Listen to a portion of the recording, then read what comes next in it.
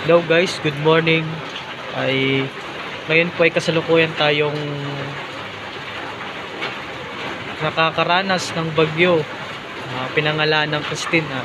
So ngayong umaga ay tayo ay magbabahog ng ating mga alaga at kukunin ko lang yung aking bahog dito sa ibabaw. Ayan. Mabahog tayo. Ito lang yung bahog ko. At bira ko na itong mabahogan at gawa ng busy tayo nitong mga nakaraan. Hindi natin matutukan ng pagbabahog. Kukunin lang natin yung payong ko.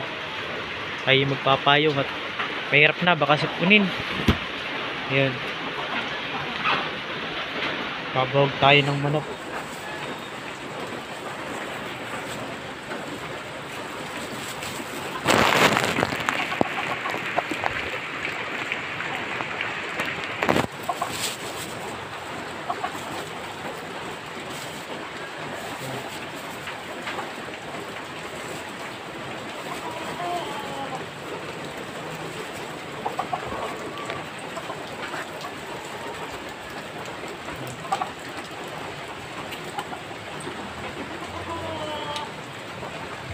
Dito naman tayo sa ating isang manok. Lagyan natin ng bahog. Kawawa naman to, ilang araw na tong nababahogan. Ayan, manok.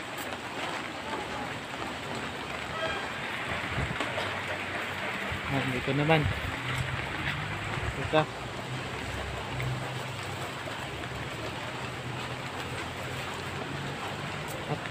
Habang tayo nagbabog ng manok ay tayo nakapagsaing na. Kapagsalang na tayo ng ating sinaing pang almusal. Tayo magluluto ng ating ulam mamaya pagkatapos ng pagbabahog. Ayan.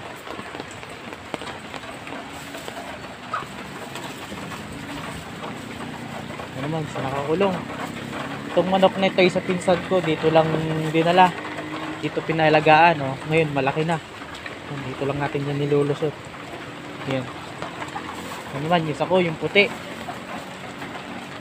Hindi naman pagandahan yung mga manok ko. Ito yung mga native lang. Mga pang ano lang. Pero ito ay nailalaban sa mga labanan. Yan. Yung puti. At yun, isa kong manok. Ganito po pag nagabagyo dito sa amin, talaga namang napakakalat. Ang daming mga sanga ng mga kahoy. Sanga ng mga punong kahoy. Ayan mga nababali. May malaking puno kasi dito sa amin. Ayan ito yung isa kong manok. Ayan.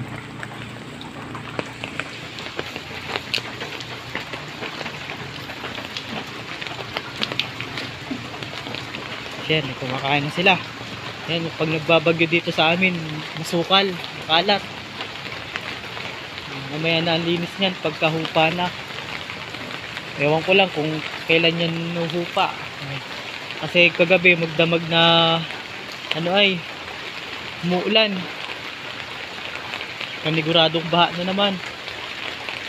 Yan. Yung mga manok ko, babalik na ako sa loob.